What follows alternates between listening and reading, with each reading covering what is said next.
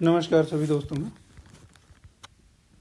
हमने पहली 2-3 वीडियो में देखा कि केंद्रीय विद्यालय संगठन के द्वारा जो नए रिक्रूटमेंट रूल्स जारी किए हैं उनमें प्रिंसिपल की क्या पात्रता है, उपप्राचार्य या वाइस प्रिंसिपल की क्या पात्रता है।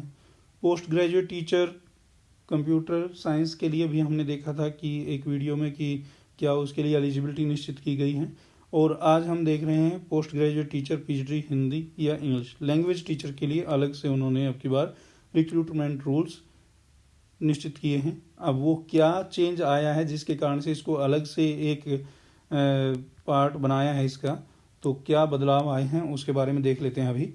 तो सबसे पहले तो देखते हैं कि पीएचडी हिंदी और इंग्लिश के लिए post graduate teacher PhD Hindi और इंग्लिश,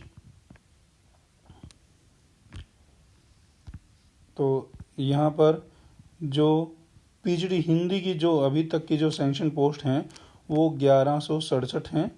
तो 1167 पोस्ट 2024-25 तक सैंक्शन पोस्ट हैं। और पीएचडी इंग्लिश की जो हैं वो 1311 पोस्ट हैं। तो अब उसके बाद आगे ये कौन से ग्रुप में आते हैं, ग्रुप ए बी सी, तो ग्रुप बी के इक्विवेलेंट है ये। और एंट्री स्केल है इसका लेवल 8 में तो 47,600 से लेकर के 1,51,100 तक एंट्री स्केल है। जब 12 साल की सर्विस हो जाएगी उस पे पोस्ट पे तो सीनियर स्केल मिलेगा, लेवल 10 में जाएगा और 56,100 से लेकर के 1,77,500 तक की सैलरी उसमें बनेगी। और लेवल 11 में जाएगा जब सिलेक्शन स्केल, जब 24 साल की सर्विस हो जाएगी तो उसके बाद वो लेवल 11 में जाएगा और 67,700 से लेकर के 2,08,700 तक की उसका सिलेक्शन स्केल रहेगा। ये इसका पे बैंड रहेगा। अब भाई सिलेक्शन के लिए वो है, इसकी सिलेक्शन होती है, इसमें कोई मनोनीत नहीं किया जाता। फिर एज क्राइटेरिया देख लेते हैं। एज क्राइटेरिया में भी इसमें 40 साल इसकी मैक्सिमम एज रहेगी। लेकिन अगर केवीएस में कोई एम्प्लॉई है और वो डायरेक्ट रिक्रूटमेंट के थ्रू इसको भरता है तो 5 साल उसके लिए बढ़ जाएंगे, तो 45 साल की एज हो जाएगी केवीएस एम्प्लॉय के लिए। और दूसरा SC ST OBC और फीमेल कैंडिडेट्स के लिए भी इनमें छूट दी जाएगी। तो उनके एज क्राइटेरिया के हिसाब से या एज रिलैक्सेशन क्राइटेरिया के हिसाब से उसको छूट दी जाएगी। तो अब ये हो गया एसेंशियल क्वालिफिकेशन की बात करते हैं। एसेंशियल क्वालिफिकेशन में देखिए सबसे पहले एकेडमिक के बारे में बात करते हैं। तो एकेडमिक में जो फर्स्ट पॉइंट है वो है integrated post graduate course from NCTE recognised university. तो एक तो पोस्ट ग्रेजुएट कोर्स होना चाहिए, पीजी कोर्स होना चाहिए, उसका पीजी होनी चाहिए उसकी। और इन कंसर्न सब्जेक्ट मतलब इस सब्जेक्ट में, कौन से सब्जेक्ट में, अगर हिंदी से वो पीजीडी हिंदी लगना चाहता है तो हिंदी में होनी चाहिए उसकी पीजी। और अगर वो इंग्लिश में अप्लाई करता है तो इंग्लिश में होनी चाहिए और वो एटलीस्ट 50% मार्क्स है। ये 50% मार्क्स की तो क्राइटेरिया हर जगह लागू है भाई। तो marks in aggregate including BEd component, और उसमें अगर वो 3 ईयर अगर वो बीएड के साथ में भी अगर कर रहा है वो पीजी की डिग्री, तो एक इंटीग्रेटेड जैसे डिग्री करता है तो उसमें बीएड के साथ में भी उसकी 50% मार्क्स बीएड में भी होने चाहिए। और दूसरा है master degree from A recognized university with at least 50% marks in aggregate in the following subject. तो या फिर उसकी मास्टर डिग्री हो, अगर अकेली मास्टर डिग्री हो, एमए कर रखा है, एमए हिंदी से या एमए इंग्लिश से, तो 50% मार्क्स उसमें होने चाहिए। देखिए अब पीएचडी इंग्लिश के लिए बोला है इंग्लिश के अंदर, और provided the candidate has studied concerned subject at graduation level also. ये चीज़ एक और ऐड कर दी है। पहले क्या होता था कि पहले अगर पीजी है उसकी, बेशक उसमें ग्रेजुएशन में उसके पास वो सब्जेक्ट हो या ना हो, लेकिन फिर भी उसकी अगर पीजी उस सब्जेक्ट में है तो फिर उसको पीजीडी उस पोस्ट के लिए अप्लाई करने के लिए अधिकार होता था। लेकिन अब की बार इन्होंने क्या बोला कि भाई उसमें पीजीडी इंग्लिश अगर वो कर रहा है और पीजी उसने इंग्लिश से की है, पोस्ट ग्रेजुएशन इंग्लिश से की है, तो ग्रेजुएशन में भी उसके 3 सालों में वो सब्जेक्ट होना चाहिए ज़रूर। Same thing for PGD Hindi. तो पीजीडी हिंदी में भी अगर वो पीजीडी हिंदी के लिए अप्लाई कर रहा है तो हिंदी से उसकी पोस्ट ग्रेजुएशन होनी चाहिए 2 साल की 50% मार्क्स के साथ में, लेकिन साथ ही उसके ग्रेजुएशन के भी 3 सालों में हिंदी होनी चाहिए। अब उसके बाद आगे एक ये तो हो गई पीजी की पोस्ट ग्रेजुएशन की बात।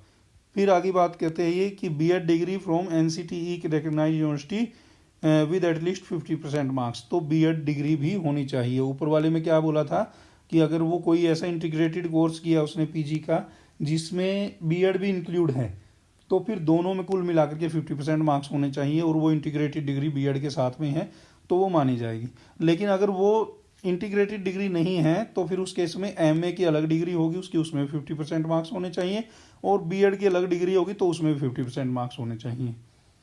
या फिर इसके एवज में क्या बोला जा रहा है कि 3 इयर्स इंटीग्रेटेड बीएड और MEd, BEd and MEd, BEd और एमएड दोनों होनी चाहिए फ्रॉम एनसीटीई रिकग्नाइज्ड इंस्टीट्यूशन और यूनिवर्सिटी विद एटलीस्ट 50% मार्क्स।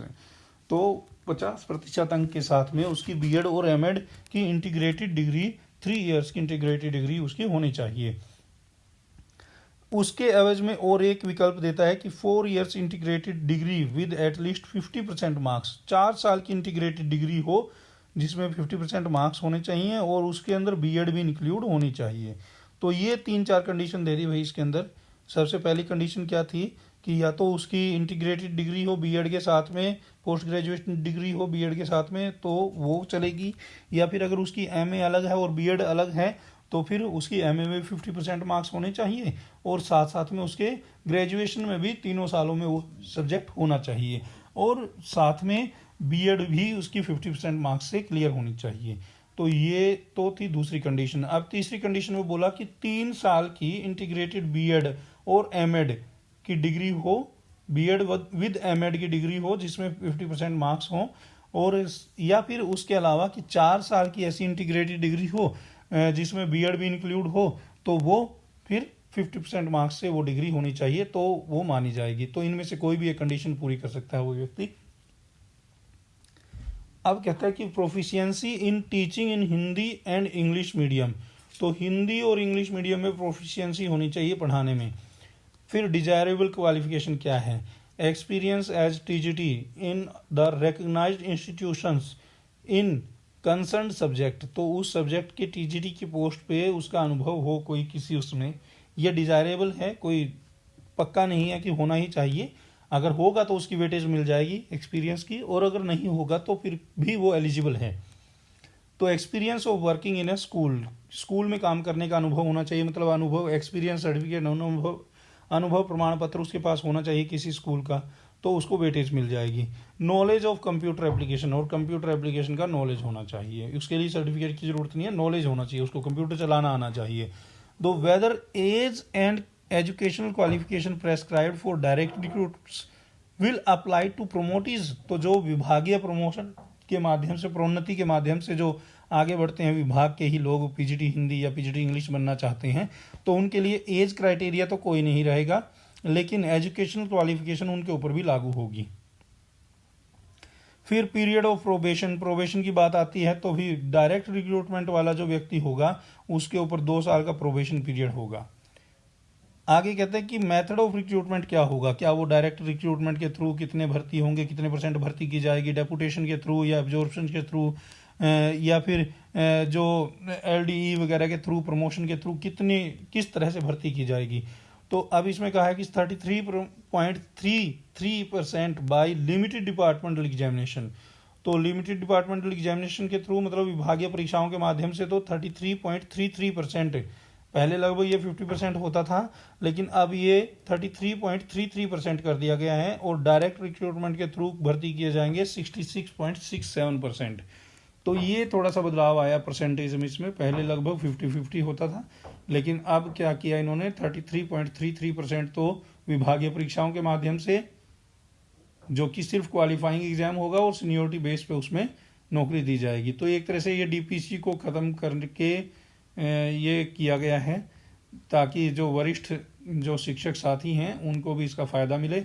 और डायरेक्ट रिक्रूटमेंट तो सबके लिए भाई, जो विभाग के लोग हैं वो भी कर सकते हैं और जो बाहर के लोग हैं वो भी कर सकते हैं। तो कंपटीशन को बढ़ाया जा रहा है, 67.67% जो है डायरेक्ट रिक्रूटमेंट के थ्रू इसमें भर्ती होगी। तो ये एक बदलाव आया है। दूसरा एक सब्जेक्ट का बदलाव आया था कि ग्रेजुएशन में वो सब्जेक्ट होना ही चाहिए ज़रूर। तो ये 2 बदलाव तो हमने देखे इसमें।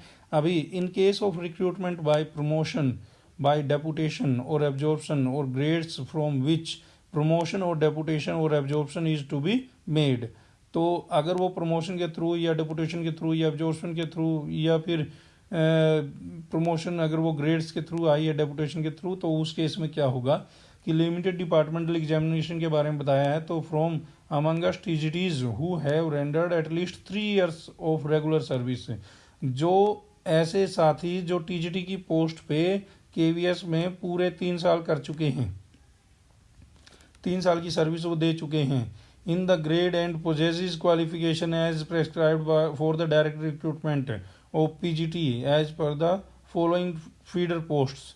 अगर वो एकेडमिक क्वालिफिकेशन भी उनकी उतनी ही है जितनी की डायरेक्ट रिक्रूटमेंट की आगे बताई गई है, उसमें ऊपर बताई गई है कि भाई एमए होना चाहिए, पीजीटी वो पीजी होना चाहिए और बीएड होना चाहिए, या इंटीग्रेटेड कोर्स कर रखे हो जिसमें जो ऊपर बताई गई कंडीशन थी, अगर वो कंडीशंस भी वो पूरी करता है तो वो फीडर पोस्ट कौन सी होंगी जो अप्लाई कर सकती हैं। पीजीटी हिंदी के लिए केवल टीजीटी हिंदी और टीजीटी संस्कृत अप्लाई कर सकते हैं, और कोई सब्जेक्ट का नहीं कर सकता। इसको फीडर पोस्ट बोला जाता है। जो ऊपर वाली पोस्ट को फीड करने का काम करेगी, भरने का काम करेगी, वो फीडर पोस्ट कहलाएगी। तो टीजीटी हिंदी और टीजीटी संस्कृत जो है वो पीजीटी हिंदी की फीडर पोस्ट हैं।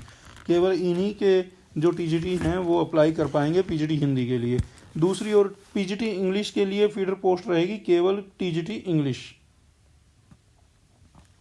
अब if a DPC departmental promotion committee exists, what is its composition. तो जब है ही नहीं डीपीसी तो फिर नॉट एप्लीकेबल आ गया है यहाँ पर। डीपीसी के थ्रू कोई प्रमोशन नहीं मिल रहा अब, तो सीधे अब तो डायरेक्ट ये रिक्रूटमेंट के थ्रू है और या फिर लिमिटेड डिपार्टमेंटल एग्जामिनेशन के थ्रू है सीनियरिटी बेसिस पे। तो ये दो ही क्राइटेरिया उसके लिए निश्चित रखे गए हैं अब। तो चलिए, अब ये तो हो गया आपका पीजीटी हिंदी और पीजीटी हिंदी और पीजीटी इंग्लिश के लिए। तो इसमें 2-3 चेंजेस हमने देखे। एक तो ये वाला चेंज था कि भाई ग्रेजुएशन में वो सब्जेक्ट होने चाहिए ज़रूर, और दूसरा इसमें बताया गया कि भाई जो प्रमोशन का जो वो रहेगा वो पार्ट कम कर दिया गया रिक्रूटमेंट में। तो 33.33% जो है वो लिमिटेड विभागीय सीमित विभागीय परीक्षाओं के अधीन होंगे, और जो 66.67% जो हैं वो सीधी भर्ती के द्वारा भर्ती की जाएगी। तो ये दो चीज़ें इसमें अलग हुई हैं, थोड़ा जोड़ा गया इसमें। तो बाकी लगभग सेम है पिछले वाला ही। तो सभी साथियों को एक बार फिर से शुभकामनाएं। जो भी साथी केवीएस में पीजीटी हिंदी या पीजीटी इंग्लिश बनना चाहते हैं वो इन नियमों को ध्यान रखें और अपनी पात्रता को सुनिश्चित करें। तो आगे बढ़ते रहें, पढ़ते रहें, खूब मेहनत करो, अपने आप को साबित करो। धन्यवाद।